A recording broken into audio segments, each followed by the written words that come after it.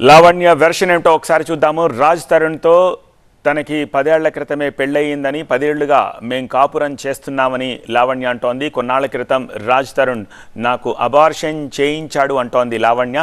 Medical డాక్యుమెంట్స్ను పోలీసులకు అందించానని, Lavanya alias Anvika పేరుతో కలిసి ఉన్నామని, మేమిద్దరం విదేశాలకు కూడా వెళ్ళొచ్చామని, మాల్వి వచ్చాక రాజ్ తరుణ్ను తనని దూరం పెట్టినట్టుగా లావణ్య చెప్తోంది. మాల్వి కోసం రాజ్ తరుణ్ ముంబైకి వెళ్ళాడని, రాజ్ తరుణ్ను నిలదీయడంతోనే తనని దూరం పెట్టాడని లావణ్య ఆరోపిస్తోంది.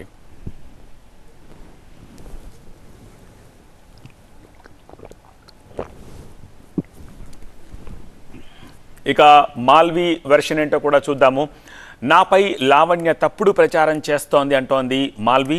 నా సోదరుడికి అనుచిత మెసేజ్లు పంపుతోందని, నా తమ్ముణ్ణి లావణ్య బెదిరిస్తోందని మాల్వి మల్హోత్రా అంటోంది.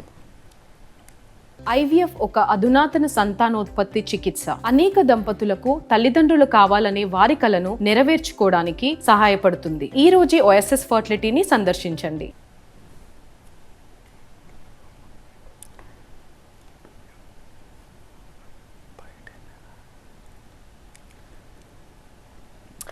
రాజ్ తరుణ్ లావణ్య కేసులో కొత్త ట్విస్ట్ ఇది. నార్సింగి పిఎస్లో రాజ్ తరుణ్పై కేసు నమోదయ్యింది.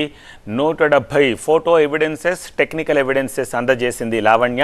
తనకు అబార్షన్ కూడా చేయించాడని రెండవసారి లావణ్య ఫిర్యాదు చేసింది. పోలీసులకు ఆ మెడికల్ రిపోర్ట్స్ కూడా ఇచ్చినట్టుగా తెలుస్తోంది లావణ్య.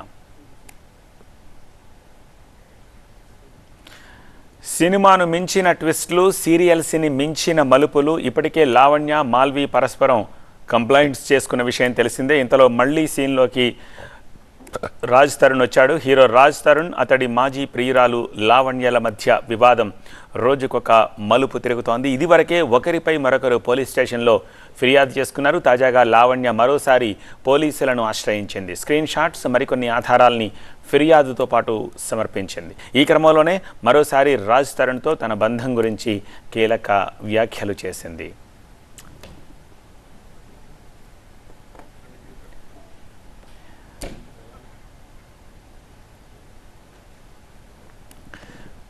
లావణ్య వెర్షన్ ఏంటో ఒకసారి చూద్దాము.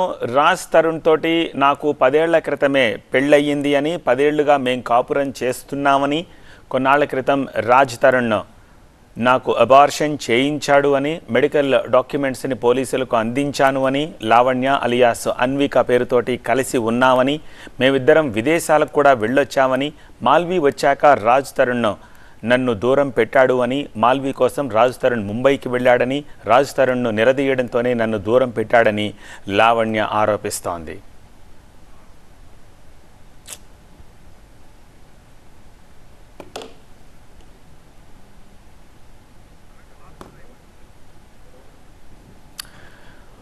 ప్రతిగా మాల్వి కూడా ఆరోపణలు చేస్తుంది. నాపై లావణ్య తప్పుడు ప్రచారం చేస్తోందని, నా సోదరుడికి అనుచిత మెసేజ్లు పంపుతోందని, నా తమ్ముణ్ణి లావణ్య బెదిరిస్తోందని మాల్వి మల్హోత్రా ఆరోపిస్తోంది.